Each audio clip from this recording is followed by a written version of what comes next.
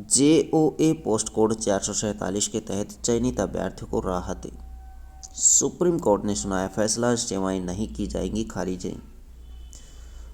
Post code 817 के तहत विज्ञापित पदों को 2020 में बनाए भर्ती नियमों के अनुसार ही रखने को कहा। सुप्रीम कोर्ट ने जूनियर ऑफिस असिस्टेंट जेओए के पदों की भर्तियों को लेकर दायर याचिकाओं का निपटारा करते हुए पोस्ट कोड 447 के तहत चयनित अभ्यर्थियों की सेवाओं की खारिज करने से इनकार कर दिया है। चयनित अभ्यर्थियों की सेवाओं को खारिज करने से इनकार कर दिया है। सुप्रीम कोर्ट ने प्रदेश हाई कोर्ट के उस आदेश को भी खारिज कर दिया जिसके तहत हाई कोर्ट ने अधीनस्थ कर्मचारी चयन आयोग को पोस्ट कोड 556 के विज्ञापन के तहत घोषित सभी पदों को पोस्ट कोड 447 के तहत की गई भर्तियों के अनुसार करने व मेरिट सूची फिर से तैयार करने को कहा था। सुप्रीम कोर्ट ने पोस्ट कोड 817 के तहत विज्ञापित पदों को 2020 को बनाए नियमों के अनुसार ही करने के आदेश भी जारी किए हैं। सुप्रीम कोर्ट ने हिमाचल सरकार की कैबिनेट द्वारा पोस्ट कोड 447 के विज्ञापित पदों के लिए आवेदन की अंतिम तिथि के बाद लिए उस निर्णय को भी खारिज कर दिया है जिसके तहत कैबिनेट ने उक्त पदों को भरने के लिए योग्यता में छूट के बारे में स्पष्टीकरण की स्वीकृति दी थी। उल्लेखनीय है कि सरकार ने वर्ष 2014 में जेओए के पदों को भरने के लिए भर्ती एवं पदोन्नति नियम बनाए थे।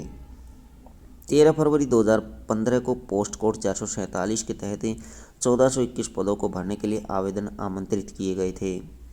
कुछ अभ्यर्थियों ने इन पदों के लिए बनाए भर्ती नियमों में खामियां बताते हुए इन भर्तियों को अदालत में चुनौती दी थी। कोर्ट में जेओए के 2014 वाले नियमों के खिलाफ याचिकाओं के लंबित रहते सरकार ने पोस्ट कोड 556 के तहत 1156 जेओए के पदों को भरने के लिए 18 अक्टूबर 2016 को आवेदन आमंत्रित किए। इन पदों पर भर्ती प्रक्रिया जारी रहते कुछ अभ्यर्थियों ने इन भर्तियों को भी अदालत में चुनौती दी थी। मामले अदालत में होने के कारण सरकार 1156 पदों में से सिर्फ 596 पद ही उक्त भर्ती नियमों के तहत भर पाई थी और सरकार ने शेष पदों को न भरने और इन्हें फिर से विज्ञापित करने का फैसला लिया।